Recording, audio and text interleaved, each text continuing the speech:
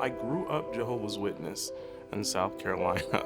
Um, a lot of people are surprised when I tell them that. Growing up that way, I've always felt like there was a lot of emphasis on God, but not the godliness in people. And so I think the work that I create is almost sort of an antithesis of what I learned when I was growing up. A lot of the work has also been about the idea of creating a counter-narrative of people of color. There's a lot of negative stereotypes that have been perpetuated throughout history.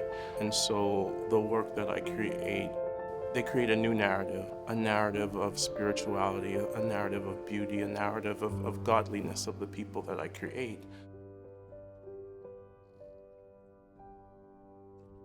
Some of the subjects are, and some of the pieces that you see in the show are from old photographs, and some of them are just family and friends that I have met along the way.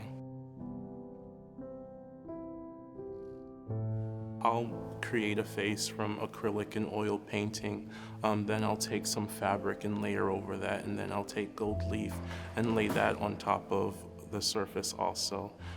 And so it's about creating these different textures and these different fields of plane on each of the works so that it draws the viewer into the paintings.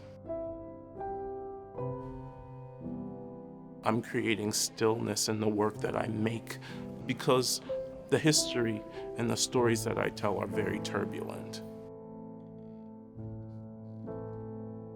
I think about butterflies being these really sort of resilient creatures. They have this long migration from one part of North America to another part of Mexico. And for me, they sort of mimic the migration of African Americans from parts of Africa to North America. The show that I have here at York is called The Path Between Two Continents, and it's me tying the continent of Africa with the continent of North America and the history from the transatlantic slave trade to sort of now this particular period.